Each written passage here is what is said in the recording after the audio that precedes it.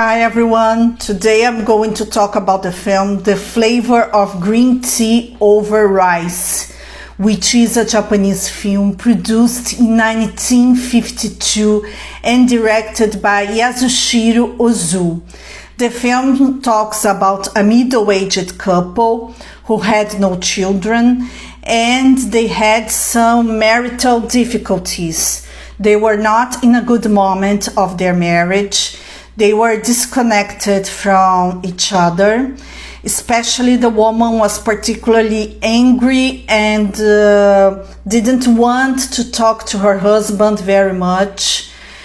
And this woman, the wife, she also had a younger niece, and the family wanted an arranged marriage to the niece, but the niece refused vehemently because she found arranged marriage something very old and it had no sense to her, and also because this young girl didn't have any example of a happy couples who had arranged marriages and were happy.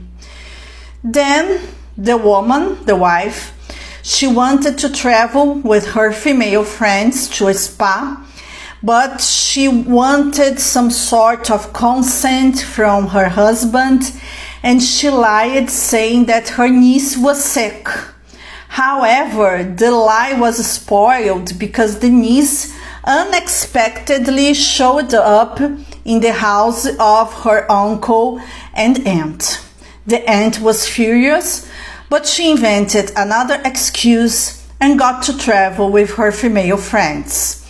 And during the trip in the spa, they started making fun of the husband of this woman, because this wife, she found that her husband was dull, that he was boring, that he was not a sophisticated man, and so on. Then she arrived back home, but we could see that the wife preferred much more the company of her female friends than the company of her husband. And her husband was apparently very indifferent too. Meanwhile, the niece of this wife still didn't want arranged marriages. The aunt tried to be a matchmaker for her in a kabuki theater, but her niece ran away. And then she got to meet her uncle in a place where he was playing with his old army friend. And then she was playing there and she didn't go to the kabuki theater. She stood up her aunt and her suitor. Of course that her aunt was very angry. The wife, she wanted her husband to scold the niece because she didn't appear in the kabuki theater, and the uncle avoided to scold the niece. And when the wife complained, he said that if the niece doesn't want an arranged marriage, it's better not doing it, otherwise she would be as unhappy as they are, which made the wife even more furious. At the same time, the husband, he was an executive in a company, and the company wanted to send him abroad. They wanted to send him to Uruguay, which is in a totally different part of the world, extremely far away from Japan. The husband tried to say it to his wife. The wife was in a very bad humor at home. She didn't want to talk, but he didn't insist too much to talk either. And he couldn't tell his wife that he was going to Uruguay. And then we can see the total lack of communication between the couple, how disconnected they were. And the husband, he had to move on with his transference.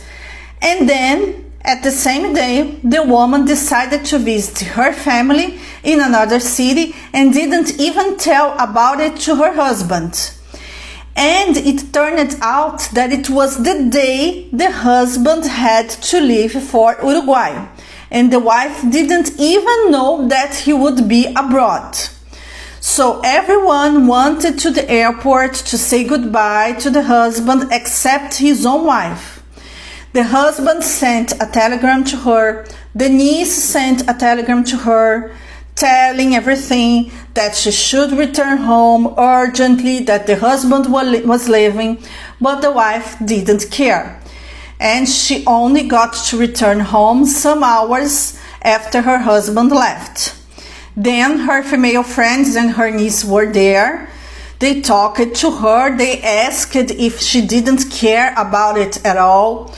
She said that she didn't care, that her husband left, and so on. Then everyone left and the woman was all alone at home.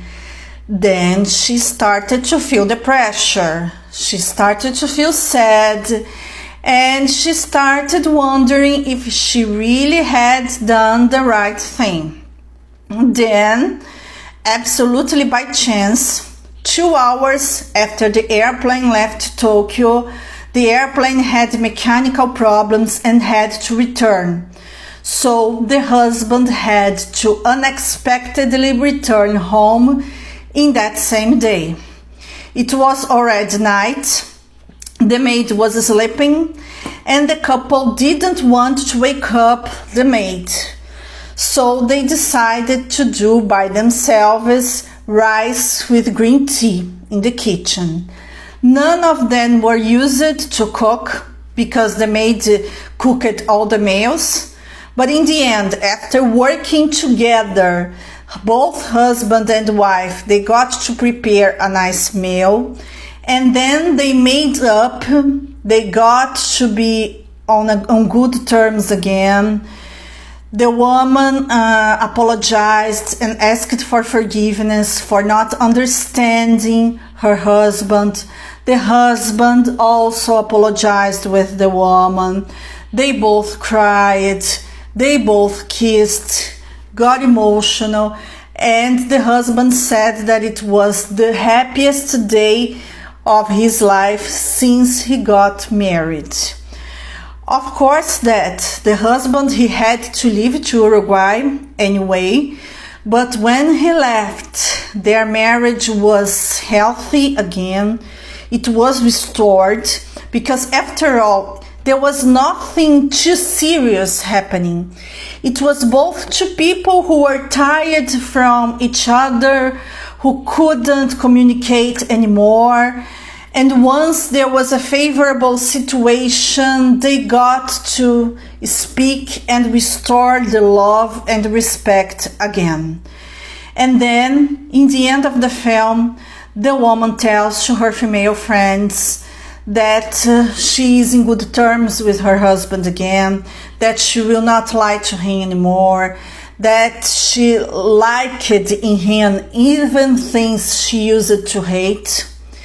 At the same time, her niece, she spontaneously fell in love with a friend of his uncle, who was a guy of her age.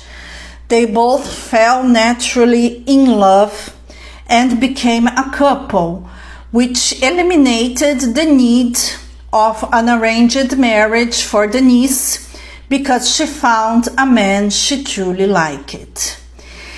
As usual, Yasuhiro Ozu is an excellent director when it comes to describing routines, family lives, and he's doing this wonderfully in this film. And we can see the lives of wealthy Japanese people right after World War II. It's very interesting. It's a very relaxing film, which I strongly recommend. That's all for now, folks. I hope you enjoyed this video. See you!